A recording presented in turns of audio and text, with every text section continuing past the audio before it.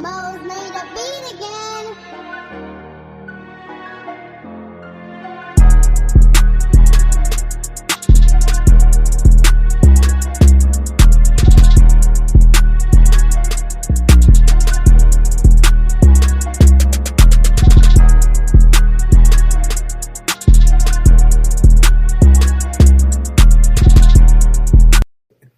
Rigmarole. Hello, hello, hello. Welcome in, Birds of a Feather Podcast. It's your boy Qcity.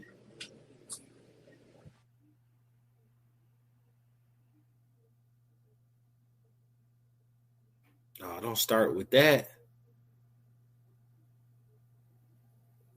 Don't start with that. Okay, there we go. We back. All right. Nah, you were breaking up there for a second.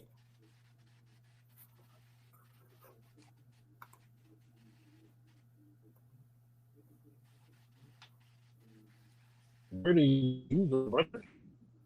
You go. Nah, you stuck. You stuck right there. And you paused. There we go. All right. Looks like everybody moving again. Yeah. It's your boy Ty Broad, and we're back live over the game. 2026 victory, prime time, and we got some stuff to talk about. We do, man. I know we were texting. Where did we start first, man? Yeah, I was gonna say we was texting most of the game. First thing I'm gonna say is that, man, I'm not being pessimistic. I just really expect a little more from the offense. I get it, win the game, how you win the game, but like 15 points and field goals, and I want to say 4 of them came in the red zone. I mean, and look, it is what it is. But you got to realize this is a top 5 defense we win against. It's not always going to be pretty. Which I get. I know he was 5 for 5 for field goals. I think like 4 of them were, 33 yards, like 30 or something. Then he banged the 54, and that's when I was like, yeah, cool, might be done. Yeah. So it wasn't necessarily a late scratch because I think it was Friday, wasn't it, where they ruled him out? There wasn't no late scratch. I mean, because Raheem pretty much told us on Tuesday what it was going to be. He said he told us Monday. He said we're going to bring in kickers. We're going to have the competition, and then he reconfirmed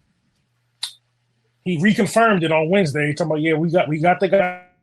We're going to have a competition, and whoever wins the competition is going to kick this week. So, I mean, that was a clear indication he won. And the crazy part is, my guess is they didn't cut Qcity because they wanted to see how he performed in game before they did the move. Which makes a lot of sense. The only thing I would say is it's crazy because the special teams coach came out and was literally like singing Q's praises, like, yeah, he was like 96% in camp. You know what I'm saying? And so, I mean, it's not, look. I'm surprised. I'm surprised he lost. I'm not surprised because the thing is, just like he praised his things, but kicking in camp and kicking in games is not the same. No, you can look good in practice all you want to, but if you ain't doing them with the lights on, it don't matter. No, 100%. That I'm just surprised that like the kicking competition during the week decided like who was going to kick this week and who didn't win it because like he's fairly accurate. He looks good anytime he's kicking. The coach came out except for the past like 12 games. No. I'm saying strictly in like non-game settings. You know what I'm saying? That's why I'm interested to see how I don't know how he lost that one. But like all that being said, Parker, he on that first one. I ain't gonna lie, I was shaky on that first one. But after that, he was rock solid pretty much the whole night. Yeah. He came in, it was like at first it was a little close. It was close. But Yeah, first it was just then what's it called? After the third one, I was really like, yo, we really got to start getting into the end zone. But Special teams from the kicker point went good. What we were talking about last week, special teams on kickoffs and punt returns was elite. Elite this week. Today they definitely showed up. And then I texted you. I was like, wow, perfect ending to the game, bro. Perfect ending to the game, recovering a fumble. Oh, yeah, muff kick. Yeah, on a muff kick. Like, it was just – this was truly an all three phases win. It sucks to me that the only touchdown we got was the one they basically gave to us, right? Because, like, they were playing the math, trying to get the ball back. But, yeah, top 5 defense. I feel like we've covered the other 2 phases.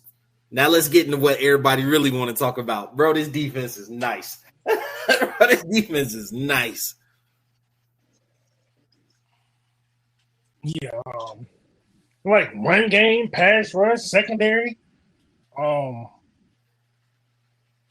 Divine Diablo is probably my favorite. Not obviously I'm not counting rookies, but Divine Diablo might be one of my favorite players on this defense. This dude is a difference maker. 100%. Yeah, Diablo flashes in the pass rush. Look, we couldn't say this comfortably last year. Hell, for the past like 10 years, we couldn't say this. Pass rush was booming. Yeah, we had 3 players. We put J.J. McCarthy on his back. Yeah. 4. Who's the 4th one? I know it was Pierce Walker and then Dorless, Rook. Dorless, Rook got his first. Rook, that was Rook's first sack? Yeah. Oh man. You know who flashed at me tonight? Couple times. Harrison. He had Yeah, Harrison got a sack too. I know he got a sack. It wasn't his first career, but he flashed in the run game and in the rush. I was like, yo, he's now. Yeah. Maybe it's just like a year in the NFL system. He looks way bigger than he did last year. And he was already a big guy. But he looked big. You said what? He got smaller this year. He's smaller. Bro, he looks huge. Like I'm sitting here like he's 6'6", 270. Yeah. I'm not, like I said, it probably is just like a year in the NFL system. You look like buffer and whatnot. I'm not saying he looks fat. No, I'm just saying like he looks big, bro. No, but I'm saying last year he was 290. Like they bulked him up last year because the man who the terror he had last year. He made him bulk up last year. This year they got him back down to his more natural weight of 270. So he's smaller than he was last year. Maybe he just didn't pay much attention. Which is incredibly possible. I think for me, it was just like he really stood out to me, right? Like he really stood out to me. He definitely popped, yeah. Dorless, I noticed him not just on the sack. I noticed him. He was actually pretty rotational tonight, actually. Everyone is. Yeah, when I'm thinking about it, I actually didn't see him as much as I thought I would. But Pierce really, they hold him again. He got a half sack for the whole night. Or based upon that graphic. He got his. Yeah, they hold him. He should have a full sack, whatever. Yeah, it's like, but you know what tonight really made me think of? It made me think of last week, right? So I think something I kept complaining about last week was like Baker had under 200 yards. I want to say it was like 160 or something. 160. Like he completed 50%. Yeah, he completed 50% of his passes. And he got out the back door on us a lot. But overall, I think in total offense, it was like maybe 215. You know what I'm saying? For Baker. Because I think we held the Vikings to like 180. So this really has me thinking of like, oh dang, are we sniffing on the cuffs of like we are that type of defense? You know what I'm saying? Like it's too early. It's too early. We gotta see it a couple more weeks. Yeah, because I'm with you there because like I kind of had that thought process of like, okay, we're gonna be driven by the offense and the defense is going to thrive off giving up leads, and this defense like, nah, we playing. And I'm like, oh, Yeah, excuse me. I think another aspect of it is I want to see what Tampa does tomorrow night, right? If Tampa puts on a light show tomorrow night, that really has me like, because like, okay, the Bears got 50 put on them today, right? So yeah, so the Vikings being able to score late on them, and I think in total they put up, was it 27 points against them? 24, 27, something like that. Because he had 3 touchdowns late, and then I think they had either 3 or 6 pretty much the whole game. But like, 24, 27 points, somewhere in there. Them being able to put that up, then the Bears getting 50 scored on them really has me like, okay, so like the Vikings offense may not be all that. You could have just been playing against a terrible defense. And the Bears, right?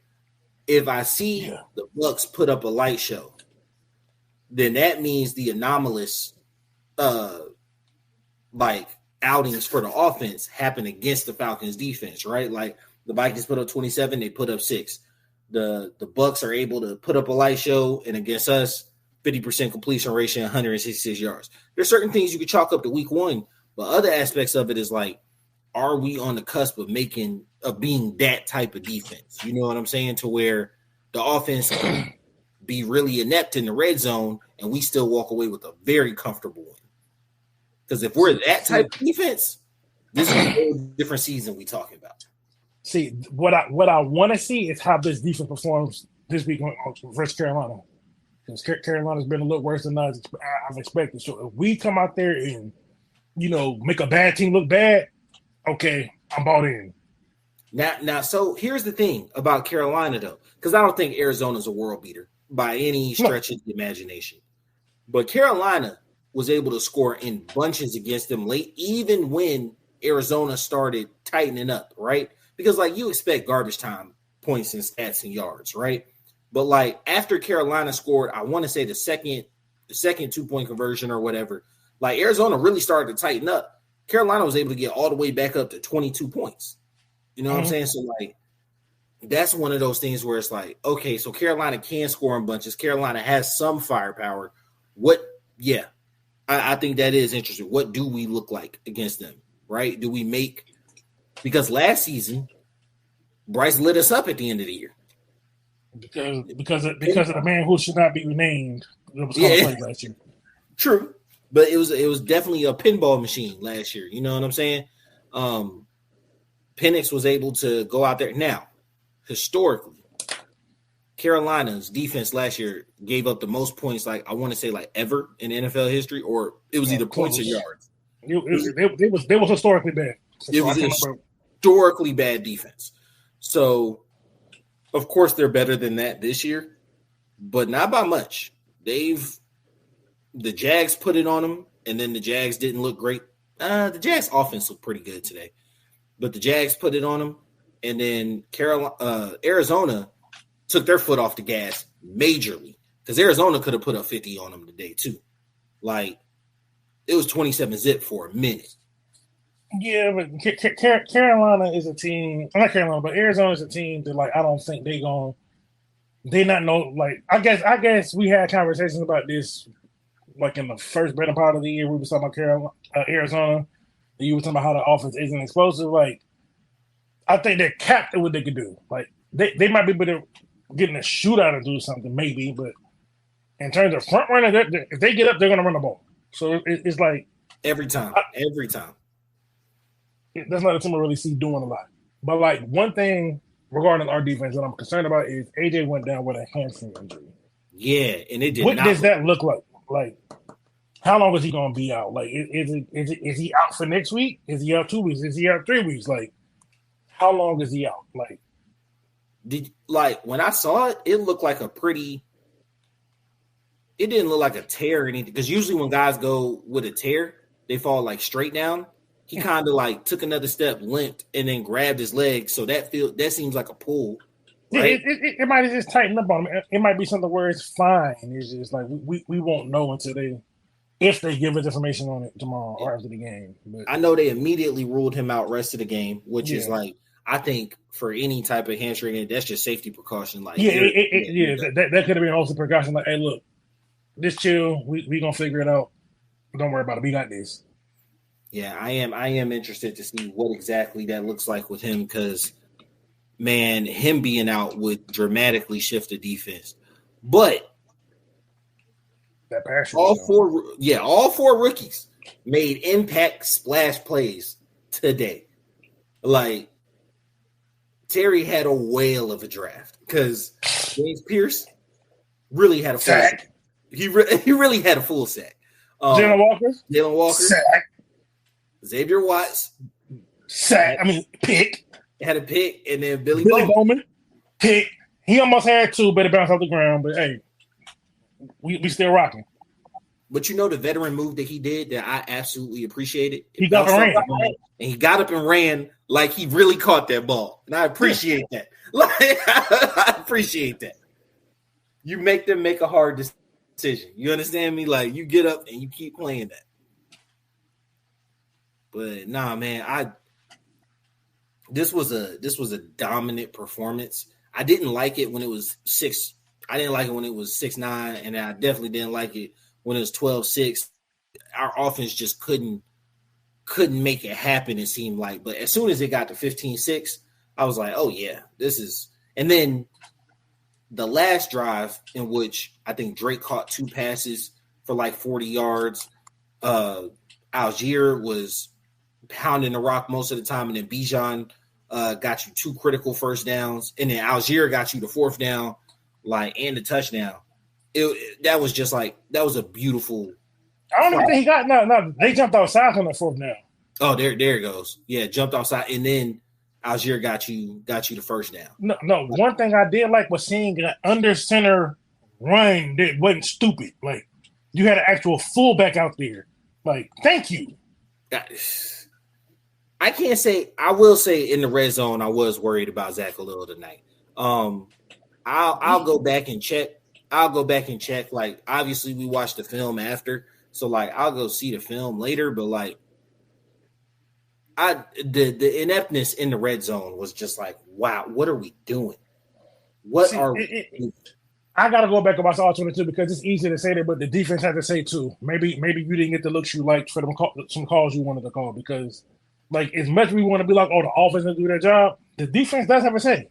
Yeah, and that's why I was like, they get paid to do a job just like we do. So I mean, like, let me go look back at that before I think it was pretty obvious last week, but this week I didn't see anything that was like glaring, and the run game was working. Bijan is obviously special.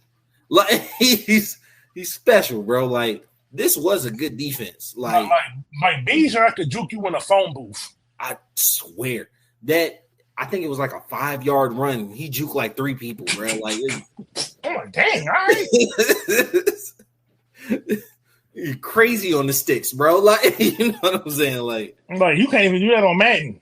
Yeah, nah. He's just beyond special. And I think, what was that, 120, 125 on the 135? ground? Yeah. You putting up numbers. He had 130, and I think Algier put up like another 80. Well, he had 80 total yards. They had 196 on the ground total, I think. Because I was about to say, I don't even think Bijan got involved in the pass game like that. The one pass I remember getting thrown to him bounced. And then he dropped. He had like 2 or 3. He had like 2 or 3 catches. I mean, he got like both of them actually involved. I was surprised to see them have Algier in the slot on one of them plays. Because they put up some new stuff. They had Charlie Warren in the backfield a lot. Mm-hmm. They did a majority of the game. Like, so that was something I'm like, that's different. Okay, I'm not mad at it, but that's different. So like, I seen some good stuff. Execute better. But it's still early. But the most important part of the thing is we came out here with a win. So if you could win games while you're still figuring things out, I think by the time we get to like maybe next week might be the get right game to where we find that stride. Because like, I don't want to compare years, but like even the year we went to the Super Bowl, the offense didn't come out swinging. It took them time to get there. Yeah, I think it was the Rams game where they really like took off and scored like 30 straight points and whatnot. Yeah, it took them like three to 5 games before they really got the all right. Yeah. And to be honest, like the Rams were terrible that year, and so like sometimes it does take you playing a real bad team and being able to put it on them. A playoff team that year. Nah, the year we went to the Super Bowl. Yeah, there was a playoff team. Nah. The time we scored 30 zip on them, that was 2017, wasn't it? Yeah, because I remember the following year we beat them in the playoffs the following year. I'm pretty sure that was a playoff team. Because they had that momentum going.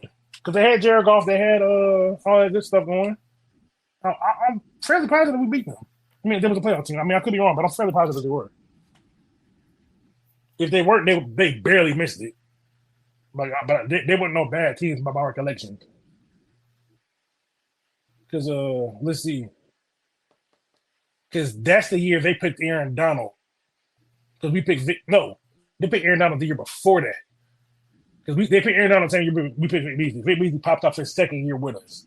So that was Aaron Donald's second year. Yeah, they got beat 42-14. What was their record in 2016?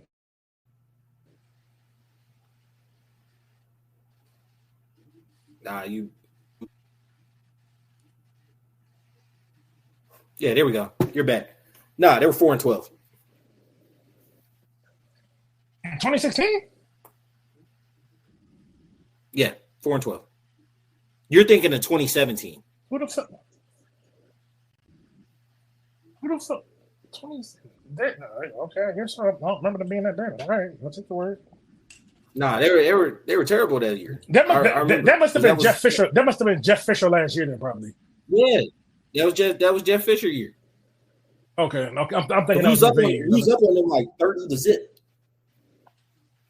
Yeah, he was up on them like 30 to zip, and it was late. It was a little later in the season, but they was like, yeah, that's it for him. Okay. But yeah, it doesn't change that.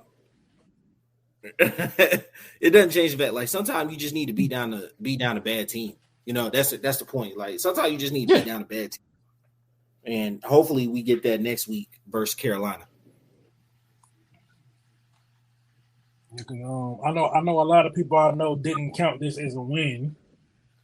So the fact that we got this win, going to Carolina, Panthers look like a very beatable team too. So I think we can head to that bye week real 3-1.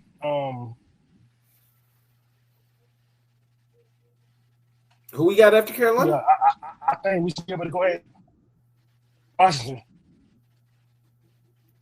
Washington don't look great, but I think when we did the things at the beginning of the year, I said 2-2 at the bye, but like hell, 3-1 wouldn't be terrible.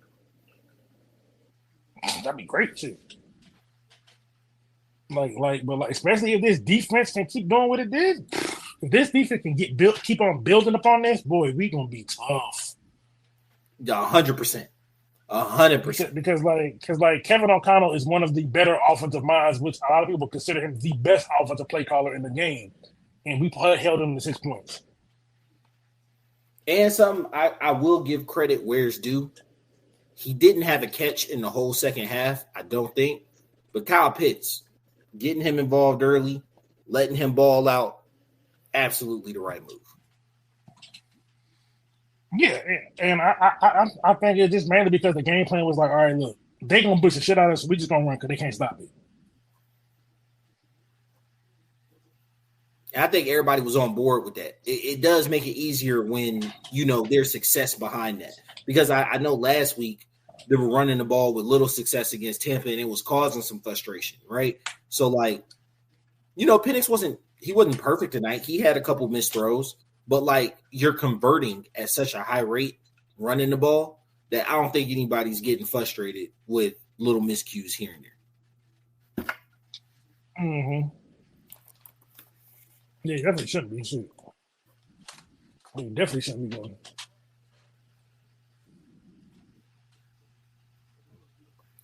All right. Appreciate you guys. That was a smooth live react. We will be back on Tuesday with the pod. You got anything for the people, Taj? No, man, that's all I got, man. Hey, look, we won and won. Falcons got a pass rush. Look like a defense. Celebrate this week's win and get back to business. Let's get it. We'll see y'all Tuesday. It's been your boy Qcity. Your boy Charlie Bravado. We out. Peace.